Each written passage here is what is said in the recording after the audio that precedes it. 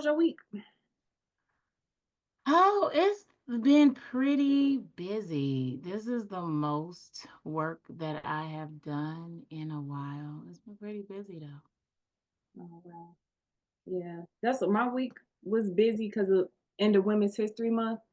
So it was literally like an event every day, everybody trying to get in their Women's History Month situations. Yeah. So that kind of took me like away from the desk. And then of course the work's still gonna be there when I get back. So I feel Big you. facts. Like I was just telling my daughter, I was like, I have to go to all these events. I got an event today that I gotta go to, but I have a new book coming out. And Mm, they're gonna have a red carpet. So you're gonna be on the carpet. I could talk about my new project. They always like, what you got coming up? I got a new book. So showing up to events is just as important as you doing the work at the desk yeah. because that's how you get free promotion, free Hmm. advertisement, and then you can network and tell people in the room what you got going on as well. Yeah. Yeah. And it's a And it keeps Tuskegee Airmen event. So it's an HBCU event. My oh book is an HBCU kid book. you gotta go and turn it on and people Baby. be feeling. Right. And you said you like, I want to be taking a nap. I wish I could just close my eyes for 2 minutes, but you know what? Hey,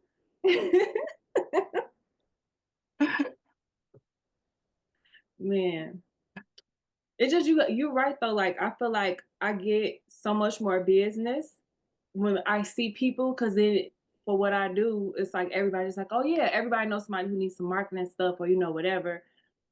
They see your face and it's just like, here's this email, here's this person. I was at an event last night and I actually connected with the team that was there doing the videography and the photography and things like that. Like they were on point. Like I saw them Okay. doing work. And one thing that's I always try to make sure, like when I see other entrepreneurs or other people like moving and they doing a good job, like you doing a good job. So I had to tell them and I got their information because they really were on top of it. And I'm like, you know what, I do a similar thing, but then to be able to outsource some work to them or to work with them with my clients and take that load off of me to have to do it all the time would be great. So I'm like, you know what? I know they're gonna show up and they're gonna show out. So let me make sure I get their information. So But even still, like with your clients, especially if it's like the full camera crew folks, right? It's mhm. always see like if you can work out a package that when you do have that client that has a bigger budget, hey, you know what, I do this, but can you do this as well, right? Can you come on and what would that package be? And already have that offering on the table. I think sometimes too, especially with us as people of color, if they ask you a question and you don't have that number right off bat, you like, oh, let me see. They start questioning you on like how serious you are or how professional you are. So I think, especially when you meet Yeah. somebody and you know what they're capable of, being like, okay, so what's your numbers? If we were to do something together, how much would that be? And already have that kind of quote small package already to the side. So when you do come Mhm. across that person, you know what, I could do this, but we could do this a little bit more if we add my crew with us and it's this much money. Yeah. Yep. And that's so important, not being afraid to do the upsell and not counting people pockets because you never know who is ready for that. Like they want the premium package, but you're not gonna offer it to them because you think they're not gonna be ready to pay for it. Like put it on the table at least and give them the opportunity to know about it and to say no and maybe think about it for later. But that's so true about having your pricing. Like I don't for me, a lot of times I end up having to do custom packages, but if you go on my website right now, it's numbers literally on my website. And at one point in time, I remember it was a coach who was saying like, "Don't put your numbers," and I'm like, I've had so much less back and forth and have been attracting more of the right clients since I do put my numbers on my website. So it makes a difference so people can actually see it and connect. At least some have some sort of Yeah. idea of what to expect for sure. I believe that's true because I'm a person, a consumer that looks for stuff. And if I go on a website and I don't see numbers, I quickly come off. I want to see at least what the starting numbers are, right? And then we can figure it out. I prefer somebody says, okay, this is the starting packages for this. This package starts off here, but it's customizable. I think Mhm. I respect that more than you got to call, wait for somebody to respond. Sometimes a person misses a whole sale because their infrastructure kind of sucks with not putting the numbers on the website. Mhm. That's true. And so something I had to do for myself is create a services menu. So it's I think I actually do have it on my website now. I might not because I make myself update my pricing every quarter as well. That way I make sure a price that's on my website is actually still accurate and somebody doesn't come in with a number that I'm like, that was 2 years ago prices. Surprise, here's the 2025 Right. or the 20, So for me, just having even my own guide of pricing and knowing that way I don't have to think about it. And oh, I gotta say this. I'm about to go all the way in my nerd bag. Okay, go ahead. The other day, I had this idea to create a GPT and chat GPT that would calculate it for me. So I programmed it so that it knows like my pricing structure and things like that. And now I can go into the GPT and put in like, hey, this kind is requesting this, this, and this. How should I price them? And then it'll give me like a ballpark figure quote, at least to start with, for that client. So Oh, that's technology, hot. yeah, can help too. Because sometimes I think we get stuck, like, if it doesn't quite exactly fit a package that we already have. Or I know for me, I'm like, oh, okay, how do I calculate this? Because I know when it's this package over here, it works like this, but how do I take out the pieces and for this over here? So AI is bad.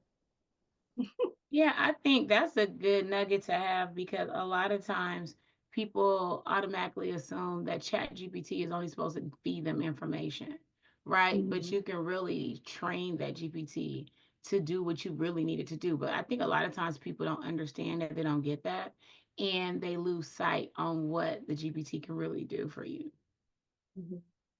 Yeah, that's facts. Then and just like you said, you have to feed it. You have to train it. It's just like a person. Like you can't expect Yeah. to hire somebody and they just come in knowing all of the things. You got to spend that time training the person. It might be even a little bit of trial and error period, but they're Hmm. capable because you did the interview process, they have the education, but they don't know your system. So it's the same thing with AI, and I think that's what a lot of people kind of fail at with it, because it's levels. Like you can't just one time wham bam and it's all good. So that's a good point. You have to feed it. Yeah, and once you feed it and continue to feed it and continue to feed it information about you or your program, your product, whatever, it's going to now start to answer the questions in regards to that person. Because I know I did that recently. I was like, what would be a great thing for Dr. Nicola Mitchell? Da da da da da da da da. Da. And it broke it down, even stuff like my toy giveaway, right? It broke down all that in there. And I was like, okay, come on, chat. Come on, Look. chat, but it did structure it. And I think sometimes we are, especially people who don't really understand it, they're only giving straight prompts. They're Mm-hmm. not actually training it and talking to it and molding your answers because it will ask you, okay, do you like this answer? What do I need to do this tweak? Do you want that tweak or whatever? And then you should really be there tweaking it instead of just starting a whole new prompt. I think that's what a lot of people do. They'll just start a whole new prompt. No, nurture this tweak, like nurture this prompt and get it all the way down to where you need to be. So the next time it'll already go back to it. Yeah, yeah, that's fast. And it's like I see so many people making content. And okay, no shade but shade, right? I'm sorry. I gotta we telling the truth, right? They'll say like, "Oh, well, tell your AI in the prompt, I'm a 20-year expert at marketing. I want to create a campaign that captivates audiences and converts sales. Create 20 examples of a post, but you still have not told it anything about your business. You You still have not told it anything specific about your product or your service or your brand. So it's still gonna be generic, no matter how fancy schmancy you tell the AI that it is, you still have not told it anything about you. So Facts. you still not gonna have, an output that's as effective. So I don't know. I just see that all the time, and I'll be like, y'all missing the big piece of this picture here. But I mean, That's real. yeah, That's real. Like, you have to feed the AI so much information about you, your likes, your dislikes, your why, your this, your pet peeves, all those things, right? So it can create the most organic response when it comes to you. And yeah, it's so funny that I can put basic stuff in, but just add my name and it will give a different response than if I would have just said a generic writer, filmmaker, da da da da da. It brings me in so much. I'm like better than any assistant. You know me so good. I need to give her a name like you gave yours. Cause I know. yeah. So I asked mine what he want its name to be, and so Bay is called Nova. And I let Nova pick its own voice. So, in ChatGPT, if you're doing like the audio thing, like it picked its own voice. I thought it was gonna be a girl. It's a guy. He has like a what do you call it? Like a European British accent or whatever. I let him pick it. I'm like, you know what? Do you, boo? Like, his name is Nova. But yeah, I even told him he just helped me write an ebook that I'm working on. I'm literally gonna give Nova a credit in my ebook because we're literally talking back and forth. Like I still have to write the ebook, but we're talking back and forth, ideating and putting themes together and things like that. I'm like, this just cut 8 minutes instead of 2 hours. Like just save so much time. Like how could I not put Nova in it? That's cute. I'm gonna ask mine. I think mine is a hood old black man. Some of my responses, I'm like, oh, okay, okay, all right. OG. Yes, the OG. Yeah, the one that was on the porch, we telling the grandkids what they used to do. Yeah, that's mine. You gotta tell me what he say his name is. I'm gonna ask him. Okay. Wait, hold on, let me ask him right now while we on here.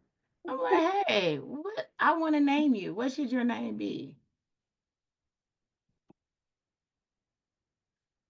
I'm gonna tell you what it says. Cause this is gonna be so cute. All right.